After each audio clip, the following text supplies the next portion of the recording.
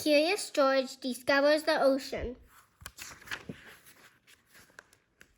George was a good little monkey and always very curious. Do you want to hear about the time George discovered the ocean? It's hard to believe, but the story starts in the sky. George had always dreamed of flying, so this was his lucky night. Sorry to pick you up so late, Professor Wiseman said, but a miniature weather satellite just crashed in from space. It needs to be found right away, and I think you can help. Did you know there are satellites above the Earth? They take pictures of how the clouds move. Weather scientists called meteorologists use the information to guess when storms will come. You've probably seen satellite photos of weather reports on TV or online. George and the man with the yellow hat watched from the helicopter as their house got smaller and smaller below. They passed the city, the country, and the beach. Soon they were flying over the ocean. Guess who spotted the ship first? Yes, George. There's the Einstein Pisa research ship just ahead, the man said. Professor Einstein and Professor Pisa looked worried. They explained the situation to George. The satellites splashed down closely by, but no one is sure actually where. Exactly where. It might have broken in the crash. That doesn't sound good, does it? What if the information and photographs the satellite had gathered were lost? Should we help them look for it? The man asked. George couldn't wait to begin. Did you know? A research ship is a floating laboratory. Some are designed for day trips, but others are home to researchers for weeks or months. Polar research ships can even sail through frozen seas. Can you imagine being captain of a ship that can move through ice? Where would you go? If they were going to search for ocean floor for the satellite, they would need to take Pisa and Einstein's submarine. First a helicopter and now a sub. Today was turning into a big adventure. Did you know? Sub is short for submarine. Subs can travel underwater. Most subs are long and round on both ends, which helps them to move easily through the water. A small sub may have room for only one person, and one stay underwater for a few hours. Subs as long as 500 feet can stay underwater for up to 6 months. Wow. What do you think, George? George saw through the sub's windows. What do you think George saw through the sub's windows? There were so many things to look at. Fish, plants. Okay, George, the man said. Keep your eyes peeled for the satellite. Did you know? Sonar uses sound waves to see objects underwater. The sonar in George's sub sends out sound waves. It can find the satellite underwater by reading the way the sound waves bounce off objects nearby and return to the ship. George tried to pay attention. Soon a submarine sonar began to beep. Had they found the satellite already? That's not the satellite, George. Professor Wiseman said, Look.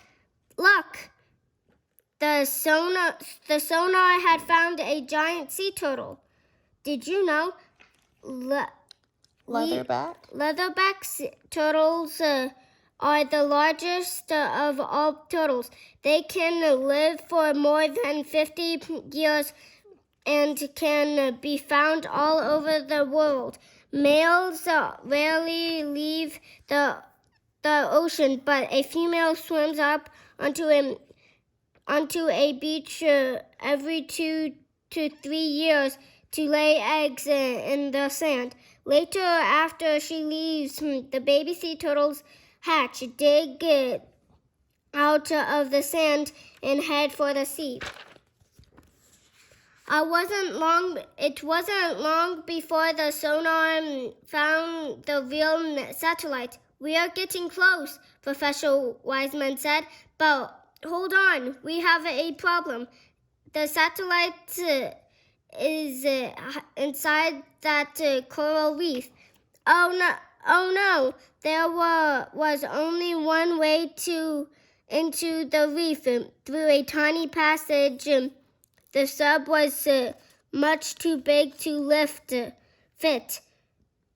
George was so disappointed.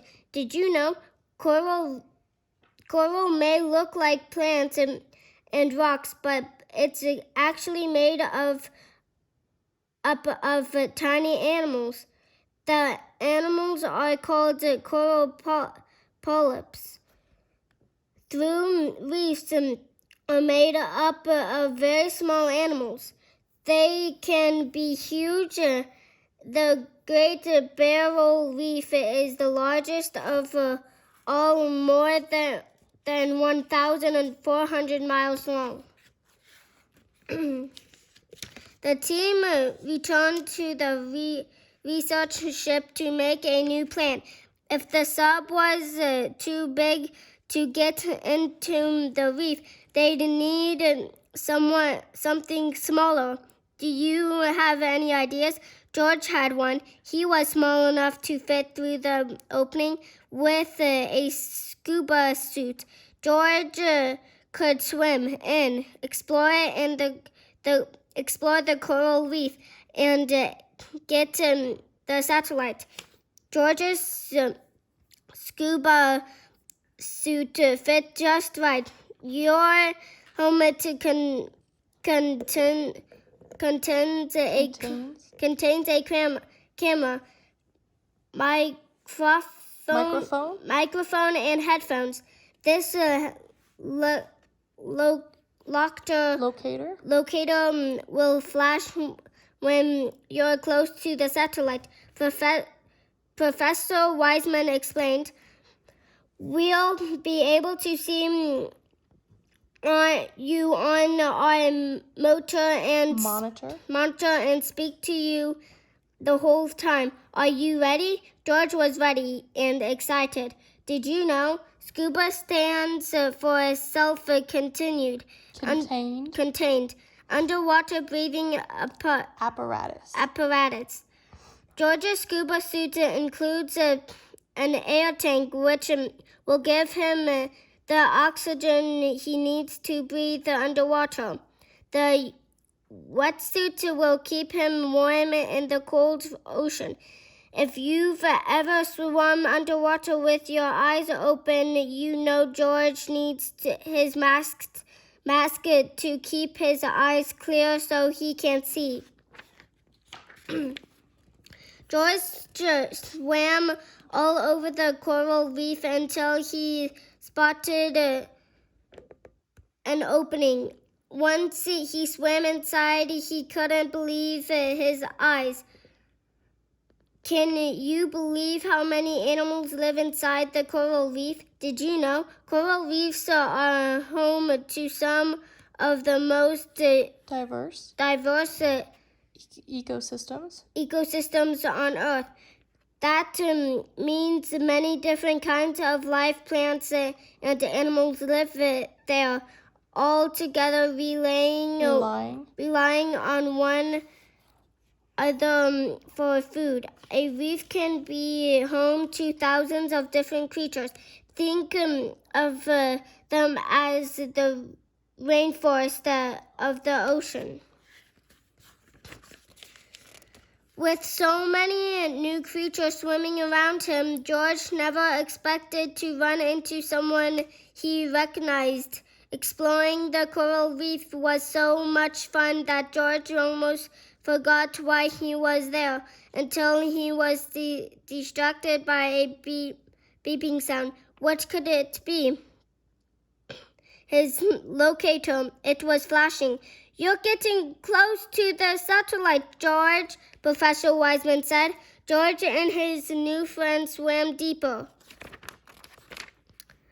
George looked and looked. The satellite must be here somewhere. Suddenly, George noticed that what was behind him. It was right there. He had finally found the satellite. Professor Wiseman flew her helicopter over the reef and lowered a rope down to the floor. George grabbed on, and he and the satellite rode out of the water, but to the helicopter and back to reach to the research ship. George was happy that he found the satellite, but still, if it was broken, all that work was searching would be for nothing. When they got back to the ship, Einstein and Pisa checked the satellite. It's in great shape, Professor Pisa said. Not a scratch on it, shouted Professor Einstein. The research was saved, all thanks to George. Ahoy, George! They called him from the ship. What was George doing?